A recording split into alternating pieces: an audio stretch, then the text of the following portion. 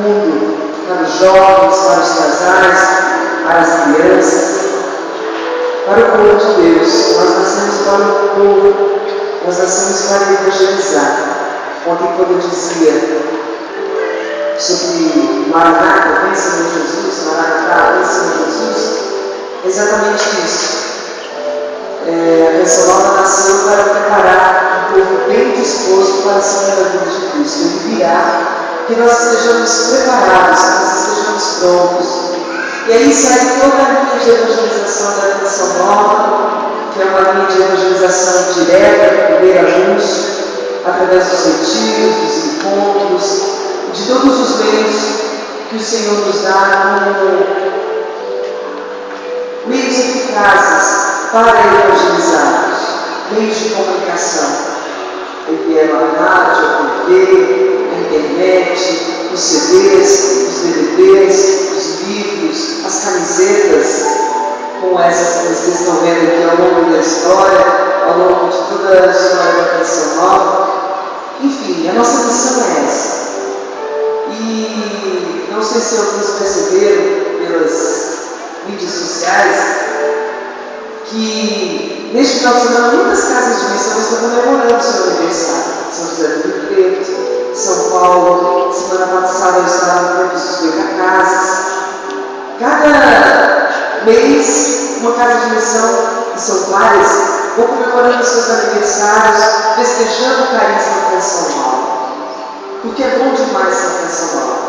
Porém, ser canção nova é exigente. Ser canção nova é viver grandes emoções. E eu digo que as grandes emoções não reduzindo uma vivência, uma prática de vida, um jeito de viver a um sentimentalismo. Mas porque tem alguém no Nordeste aqui? Tem alguém de Natal? Não? Tem, né?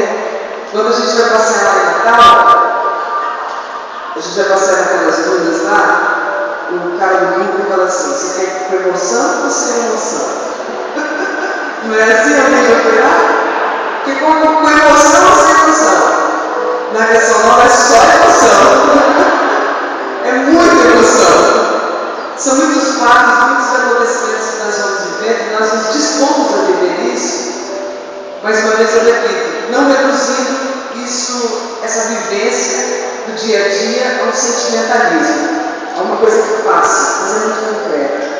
E eu digo assim, por cada membro da comunidade que vai vivendo essas grandes emoções, esses tempos fortes dos quais nós chamamos de entrega, e vivemos para valer, nós abraçamos para valer cada dia, cada instante, cada dor, cada vitória, cada conquista, mas cada derrota, cada humilhação, cada perseguição, por causa do Senhor, por causa do povo ao qual nós somos destinados. Você faz parte disso tudo. É uma alegria viver tudo isso. O Senhor não nos enganou.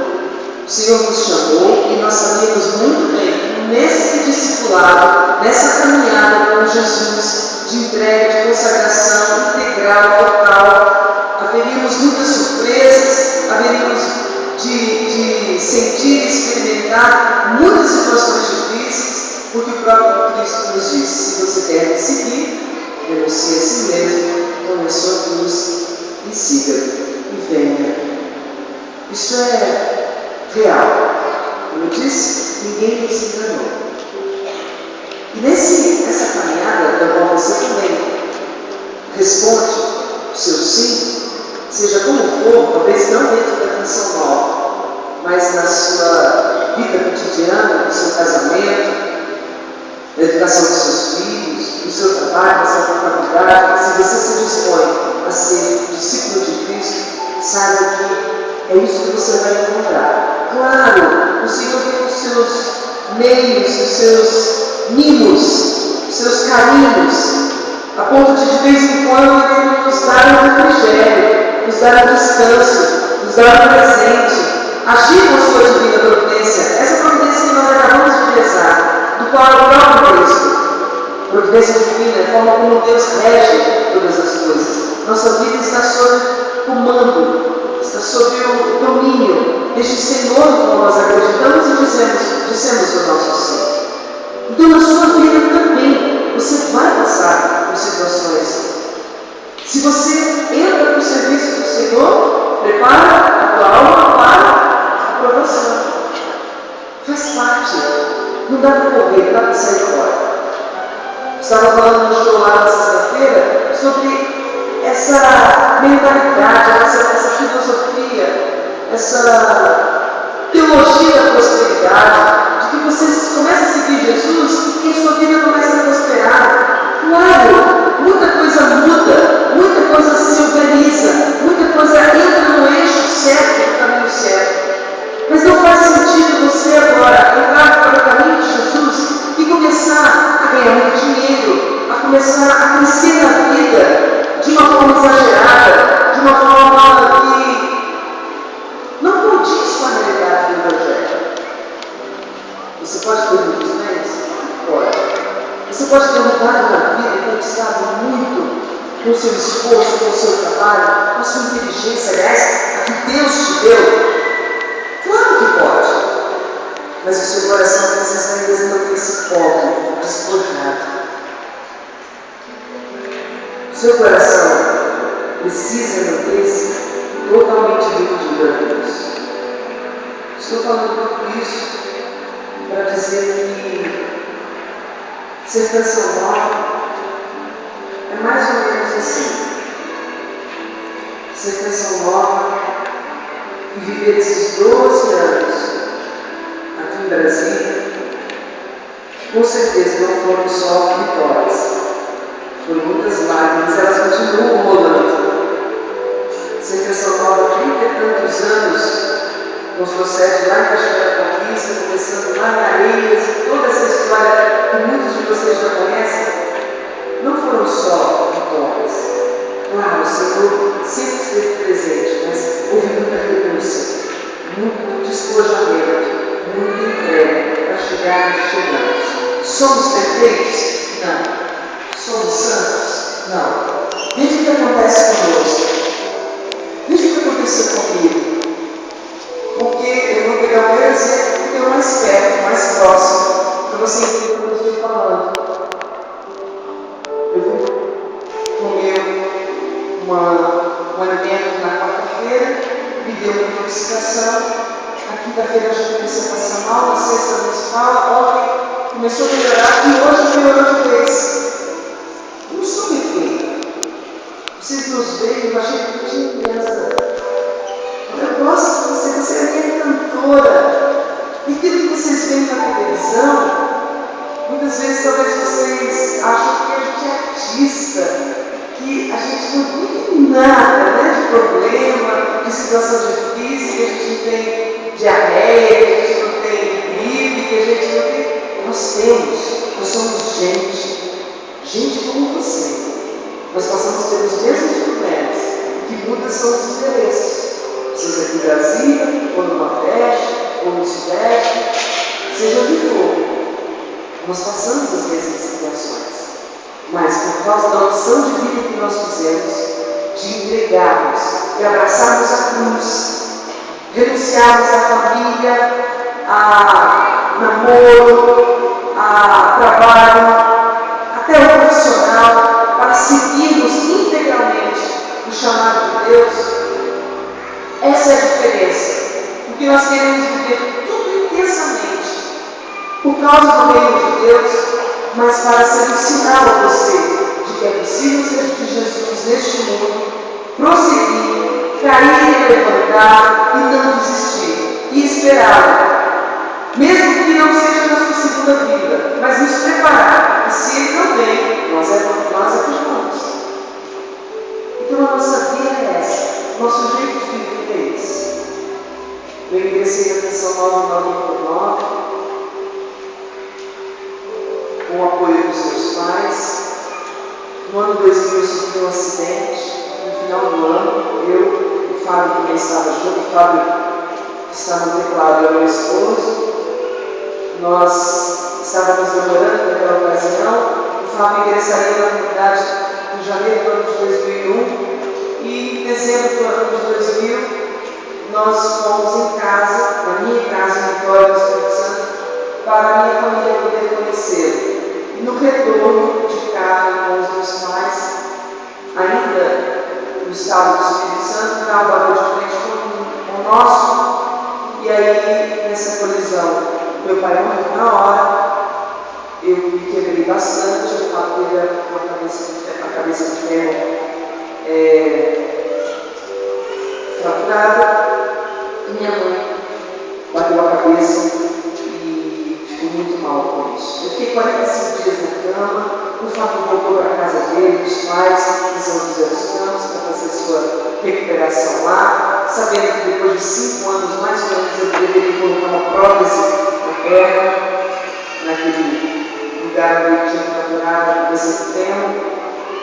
E acabou que a previsão para eu voltar era essa nova de 8 meses, mas isso foi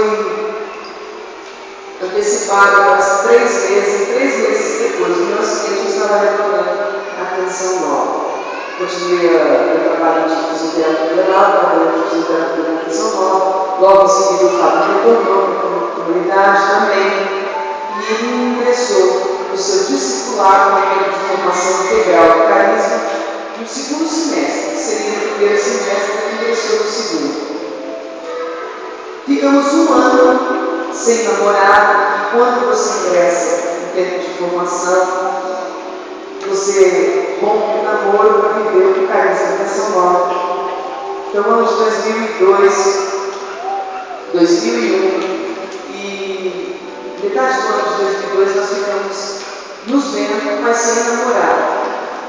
Só fomos retomar o namoro em 2002, em julho de 2002, noivamos em 2003, e em 2004 nós nos casamos. No dia 14 de maio de 2004. 4 meses depois de casados, nós fomos para Portugal.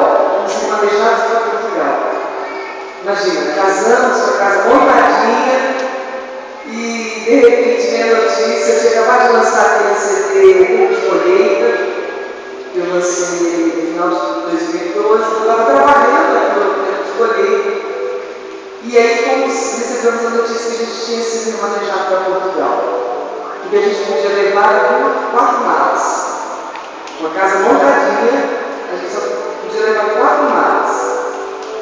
Muita emoção, né? Até aí vocês estão sentindo. Quanta emoção que eu estiver vivendo ao longo dessa caminhada com Deus. E chegando lá, nós tínhamos conseguido uma quantidade de sócios para a Canção Nova, e o meio que a gente iria utilizar para isso era através da evangelização pela música.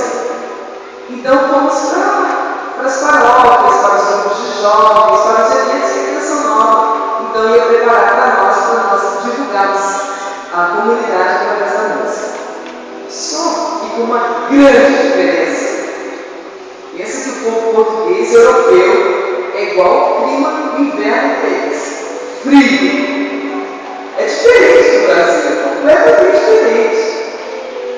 E a renovação carismática, mesmo que lá não tivesse tantos anos de caminhada, era como se estivesse começando aqui no Brasil. Eles não oravam em línguas nos grupos. Era um escândalo a gente orar em línguas nos nossos eventos. Então começamos a perceber isso para não afastá-los da nossa identidade carismática. A gente começou a cativar de outra forma, pelo acolhimento, pela pregação, enfim. Foram os eventos que a gente ia, como um dos eventos que nós fomos, e eu comecei a cantar para fazer ingenuidade na verdade, para fazer um evento como se fosse aqui no Brasil. Eu pedi para todo mundo ficar de pé, era um auditório, uma cidade próxima ao Porto, chama-se Gondomar. E aí eu e o Fábio tocando, eu cantando, pedindo para todo mundo ficar de pé, e ninguém correspondia, o povo sério, caramba, tudo. Meu Deus do céu. Aí de repente o Espírito Santo sopra assim no meu ouvido, olha, conta o seu testemunho. Aí a gente tinha ia cantar umas 4, 5 músicas, eu parei tudo pedindo para as pessoas se sentarem. Algumas, né? Quando eu pedi para levantar, ninguém levantou. Algumas. Aí eu não vou sentar todo mundo, deixa eu contar uma coisa para vocês. Aí comecei a contar meu testemunho.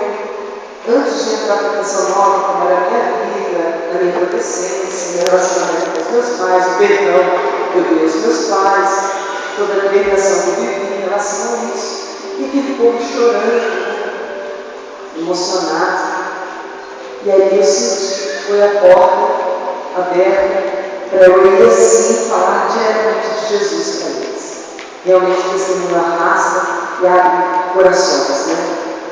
A partir dali eu voltei o show inteiro, as músicas que eu já tinha cantado, comecei tudo de novo e eles estavam mais abertos. Quando nós fomos para a casa da moça que tinha então contratado aquele momento de evangelização, ela disse assim, olha, nossa, foi bom e tal, né?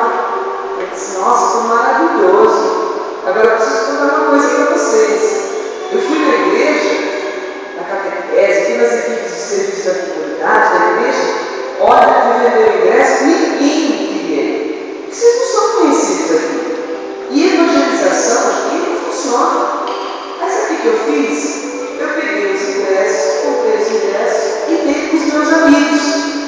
Eu dei para o prefeito, eu dei para o chefe do corpo de bombeiros, eu dei para o hospital, o diretor do hospital. Então só tinha gente graduada, assim, né? E eu não sabia. Eu comecei a falar e cantar com aquele povo muito culto, né? Do meu jeito. Mas foi um testemunho de vida. Foi uma forma tão simples. A vivência, a vida, que pôde abrir o coração daquele povo e ele se abrir para Jesus. Isso para contar uma das experiências. Uma outra que a gente viveu lá foi quando fomos chamados por um padre em Braga para falar com os jovens. Mas antes ele faria uma adoração na sexta-feira e pediu para mim e para o Fábio que nós fizéssemos a adoração do jeito que ele via na TV Canção Nova. Olha, eu quero que vocês façam aqui na minha igreja o jeitinho que vocês fazem na Canção Nova, que dá de adoração. Eu falei assim, meu Deus, eu já sabia. Algumas pessoas que já tinham ido, o povo não corresponde muito. E eu falei assim, meu Deus, tá bom. Daí na sexta-feira, então nós chegamos, aí eu falei, olha, vamos celebrar a missa, mas a missa já tem adoração. Claro, a gente não tinha os instrumentos que a gente tinha no equipamento de adoração da Canção Nova no Brasil. Era só eu e o Fábio, começava por aí. Então não ia dar para fazer o que ele queria muito, né?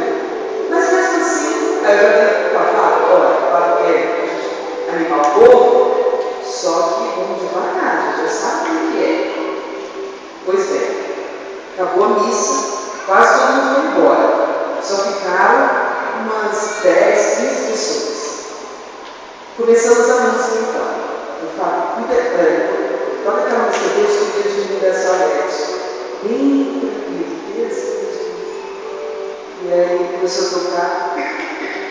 Aí veio uma senhora bateu assim no meu ombro e disse, minha filha, você poderia parar de cantar? Porque você está atrapalhando a gente a rezar. Aqui a gente faz adoração em silêncio.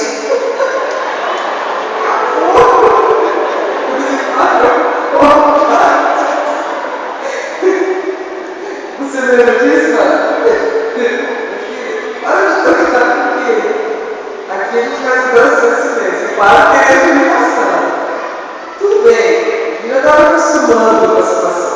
No sábado era o encontro de jovens que o padre tinha preparado, que era um salão com um monte de cadeira. Se não assim, ó, essa parte aqui que vocês estão, tudo preparadinho. Nós preparamos teatro, que a gente tinha que encontrar uma forma, a gente ficava assim, agoniado, a gente tinha que encontrar uma forma de cativar aquele povo. Os jovens não participavam, os jovens não vai à igreja.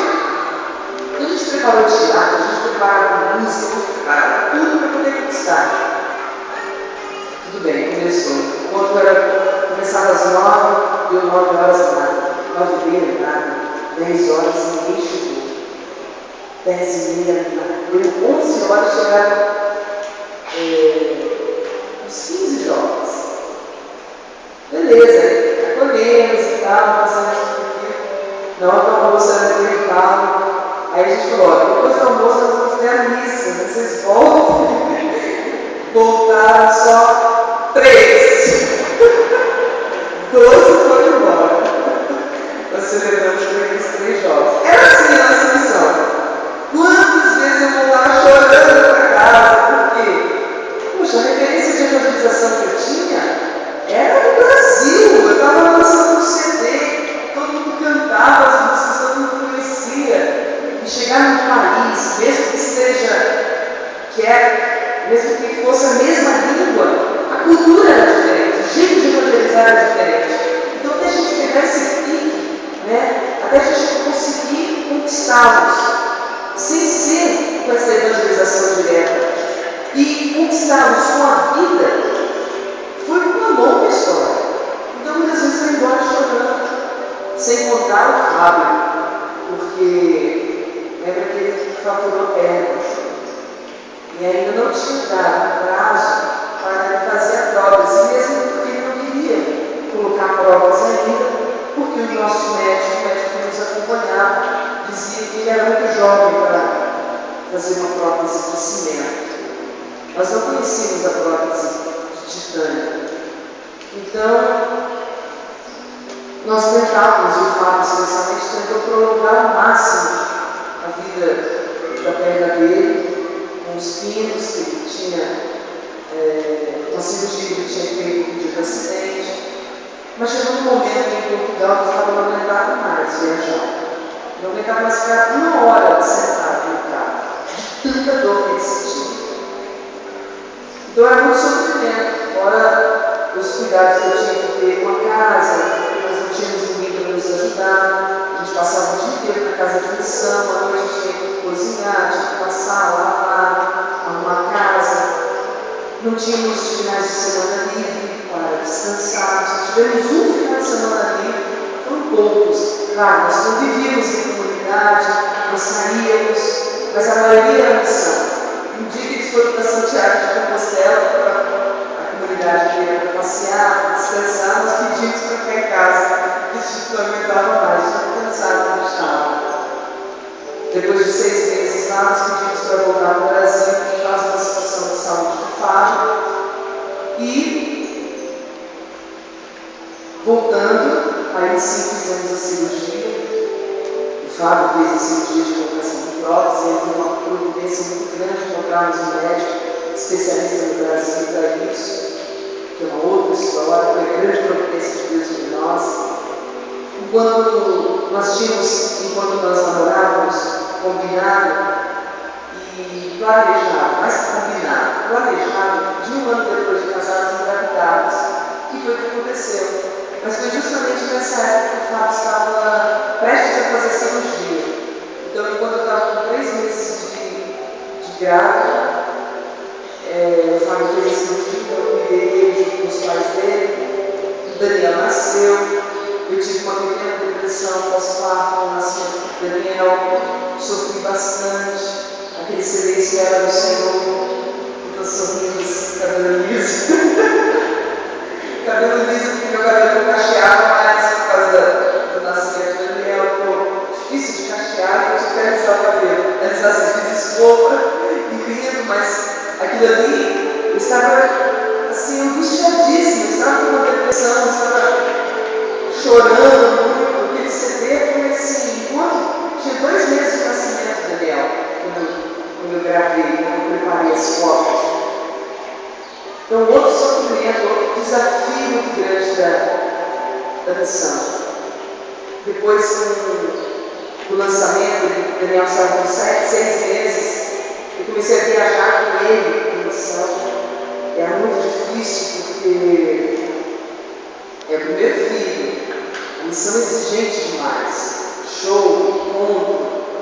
Foi aí que nós percebemos, eu e o Fábio, que era preciso eu sair sozinho, o Fábio teria que ficar em casa. Foi um outro desafio muito grande, uma outra angústia muito grande que eu fui vivendo. Depois veio